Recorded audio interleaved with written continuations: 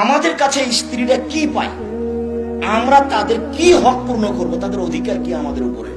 তখন আল্লাহ রাসূল বলছেন, শোনো শোনো, অধিকার আছে 5টা।